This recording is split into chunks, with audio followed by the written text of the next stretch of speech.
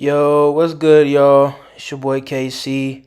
Appreciate y'all watching this video, man. So as you can see up to this point, I've pretty much done a little routine that I do before I start my stretches and some of the other stuff that I'll do to physically activate and get my body ready for before I go to practice and get into lifting weights and the stuff that I have to do once I get to the gym. So here I'm just getting my stretches in. It's pretty much yoga, but I add some deep stretches into it and just stuff to work different muscles and different joints that I feel that I work and put a lot of strain on every day just in practice and different stuff that I have to do in multiple practices a day over here in Europe. So yoga is how I start my day after I wake up, after I do the stuff that you've seen so far, brushing my teeth, washing my face, taking a quick shower.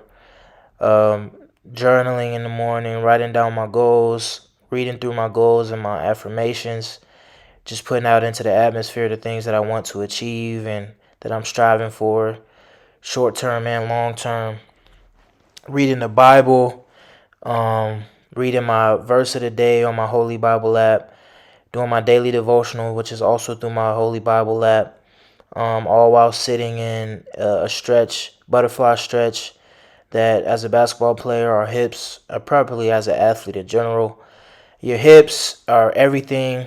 Um, that's how you move, be able to change direction, all of that great stuff. And in basketball, you have to change directions and start and stop throughout the game. So taking care of my hips as an athlete through training and through stretching is super important.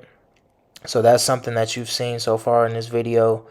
Um, And then also, I always have a sermon playing in the background of the video of my workout, just because, as you see, well, you won't know because of the video being condensed, but this routine takes about 2 hours, probably a little more every morning, and so it's an easy way for me to make sure I start my day with the word, but then also get a sermon in, man. I know sometimes sermons get long, whether they be 45 minutes plus, but I try to always have one on in the background just because it's an easy way for me to be able to get ready for the day physically and mentally through my stretching, but also just setting my intentions for the day with a word and just with the Lord, man. That's very important, especially with having as much time as I take with my routine. It's a way to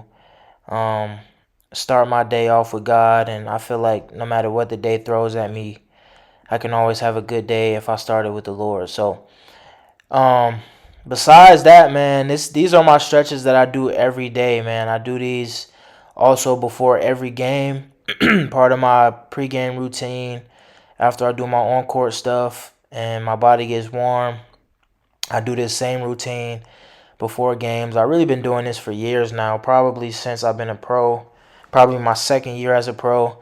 I started doing this. I've been doing yoga since college though, so these have served me well. I would definitely say I'm way more flexible than when I first started, and flexibility is very important as an athlete. It translates to becoming a better athlete in many ways, and then also the older you get, the more you play, man. It's just your body just tells you that it needs to be stretched, it needs to be worked out. Got to stay as fresh as possible through these long seasons, man, and especially as they accumulate over the years. So I like to stretch on the regular and take care of my body. And after I get done with my yoga and my meditation, I like to kind of combine the two. There's certain poses where I'll sit and really meditate. I'll then get into my active, I guess. It's not a lift because I don't have actual weights, but it's a lot of band resistance stuff. So it's still strengthening with band resistance and just body activation before I head out for my morning practice. So hope you guys enjoy, and would love to hear feedback in the comments, man. God bless.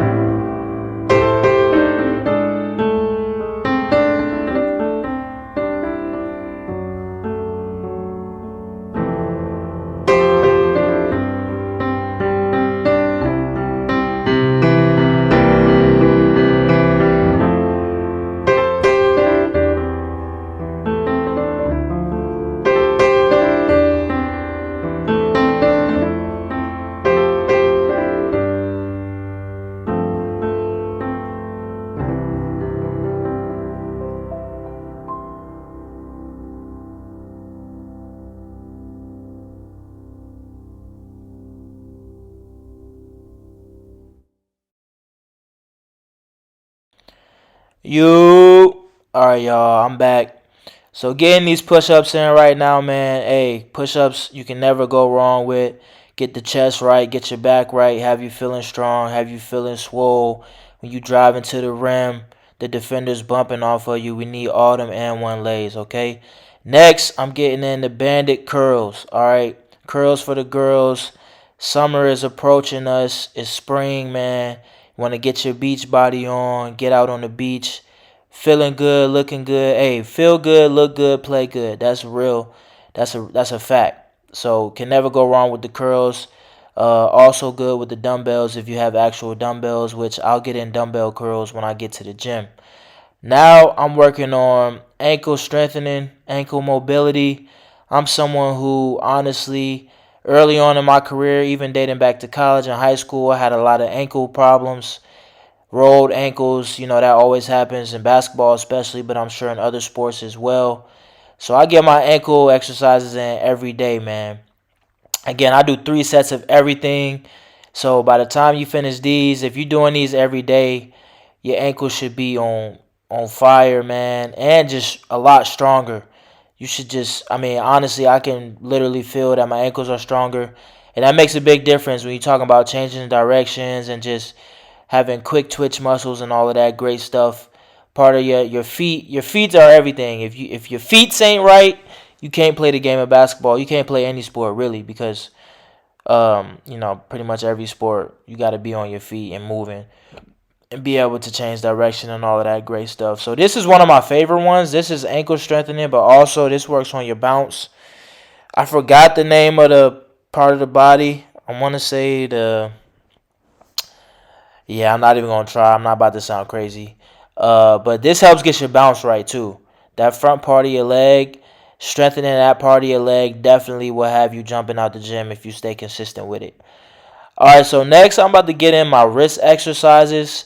I started these probably last year, man. I just sometimes getting and ones or bumped at the rim. I was falling on my wrist a lot, man, and they was just bothering me a little bit. And in all honesty, my wrist just didn't feel as strong as I would like. I feel like just a couple bumps and my wrist would be sore. I'd be having to ice them. So since then, I just been doing these ankle exercises. I mean, these wrist exercises. I'm tripping talking about ankle. To strengthen my wrist. And to me, it was beneficial anyways because if you play in the game of basketball, your wrists are everything too when you talk about following through, having touch, all of that great stuff. I mean, I read somewhere or heard on a video that Steph Curry literally did wrist exercises as a kid, and that's part of why he can shoot the same shot from so many distances because of the strength of his wrist. So get your wrist right, man. I'm also about to stretch my wrist out. Just when you talk about impact, falling on the ground, falling on your wrist, all different kind of ways. When you strengthen them in training, it won't be as impactful negatively as if you never do anything for your wrist and then you might mess around and sprain a wrist or break a wrist. I definitely want to say I broke both wrists as a kid, so I'm just trying to avoid. This is all what I would call prehab.